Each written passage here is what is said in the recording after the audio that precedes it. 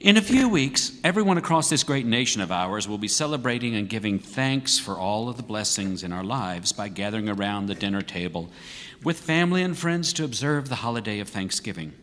We at Temple Israel will anticipate this joyous family celebration prior to the holiday itself. Temple Israel will be the host site for a number of the area communities of faith on Tuesday evening, November 26th. Starting at 7 p.m. in our sanctuary, members of our congregation, along with the clergy, choirs, and members of these annual partners, will come together to praise and thank God for our blessings and to pray for the continued welfare of our country. But more on this in a moment. This week, culminating with this Shabbat, we read from the book of Genesis, chapter 28, verse 10, through chapter 32, verse 3. The portion is called Vayetze.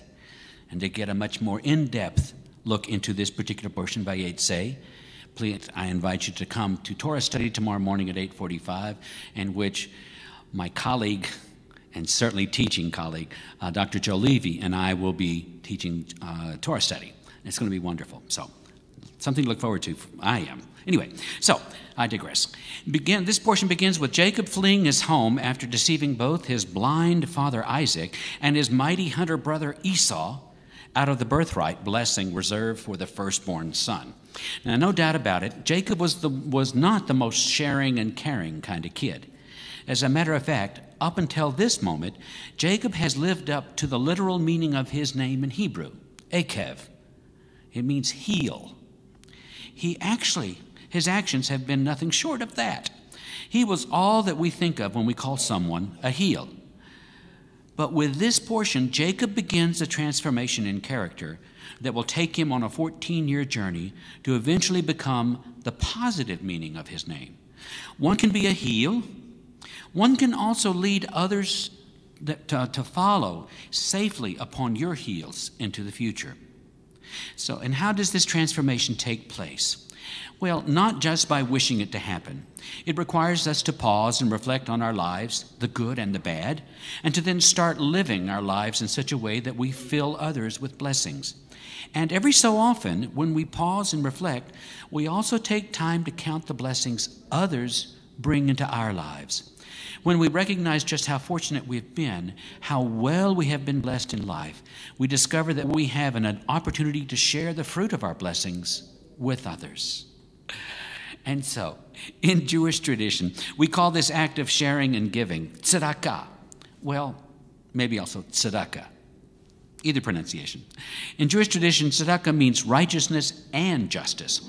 It's a funny thing about this Hebrew word. It doesn't mean charity. That comes from Latin and is defined as benevolent goodwill toward or love of humanity. Now, that's a noble goal. But what happens if you don't feel benevolent goodwill toward or even love of humanity? Like them or not, there are people in this world that need our help. To be a righteous person is to be someone who sees injustice in the world and then acts upon it, whether or not we know or even like the person in need. But Judaism's focus on family and on the generations that have brought us into life goes beyond just a once-a-year celebration, such as the holiday of Thanksgiving. When we as a congregational family experience a bar bat mitzvah, when we come to see that there's a sacred moment, is but one of many in a long chain of holy moments connecting us with the generations to come.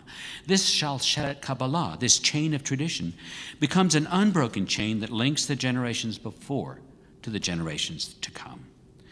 But family life today is not the same as it was 100 years ago, and it certainly has never lived up to the innocent, stereotypical families on the sitcoms of the 1950s. And yes, I do remember. Families who live within close proximity of one another is no longer a norm. I'm always amazed when I visit one of our area retirement facilities at the number of residents whose children live in another city or even a different state. And these same elderly adults are often the ones who quietly go about living their lives without anyone aware of their struggles. This is not typical, thank goodness, but it is often the case. This aging part of our society, of whom I too will be a member sooner than I want to think about, often becomes isolated from the rest of the world. understandably. Their health needs have increased to the point where going to the doctor, stopping by the pharmacy, waiting again at the doctor's office for hours on end, all of this has become their life, and often without their children or grandchildren around them. Fortunately for others, they do have family to support and care for them. So my message tonight is rather simple. I would invite each one of you, should you be part of the ever-growing group in our society who no longer have aging parents in your lives, either because they are no longer living or because they live outside of the greater Memphis area, I invite you to volunteer at least once a year to assist one of these invisible members of our congregational family. You can call Sumner Levine and participate through our congregation's caring committee called God's Unfinished Business. Under Sumner's coordinated efforts, temple volunteers make occasional visits to the Memphis Jewish Home and some of the area retirement facilities. You may know about the aging parents of one of your friends.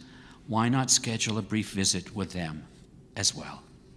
Or you can call me at temple, at home, on my cell, however you would like.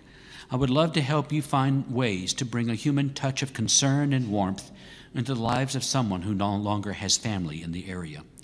What better way to demonstrate our gratitude to God and to our community than to bring a touch of caring into the lives of one of those who may not have family to reach out to them? May the divine source of strength and blessings fill our lives with health and love. Shabbat Shalom, good Shabbos, and an early happy Thanksgiving.